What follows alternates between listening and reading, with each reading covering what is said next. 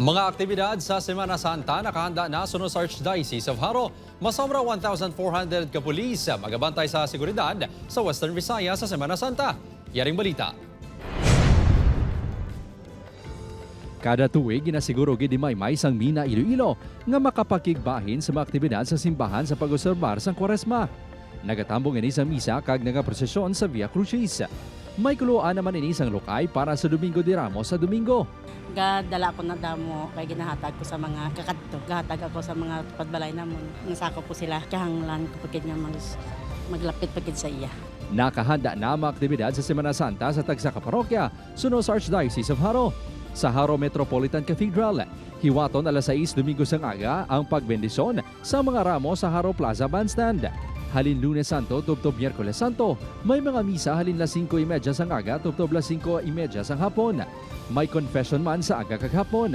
Las 12 sang udto, tubtob las 3 sa hapon ang 7 palabra sa Biyernes Santo. Ang Semana Santa ang tion sa pagpamalandong kag pagpangamuyo sa kasakit, kapatayon, kag pagkabanhaw ni Hesukristo. Try-gid naton nga mag-joy especially sa mga retreats, magpamati sa mga talks, mag-avail sa sacrament of reconciliation. Kaya na idugay na kita wala nakakumpisar, no? Kagabatonon kay experience man nato yung pagigugma sa Diyos sa aton nga naghatag sa iyang kabuhi para sa aton nga kaluwasan. Samtang, 1,455 naman ka pulis ang iga-deploy sa Police Regional Office 6 sa Western Visayas sa Semana Santa. Sugod sa Domingo, Marso 29, yara na sa heightened alert ang kapulisan.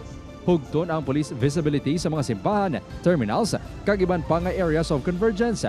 Amo man ang checkpoint kag patrol operations.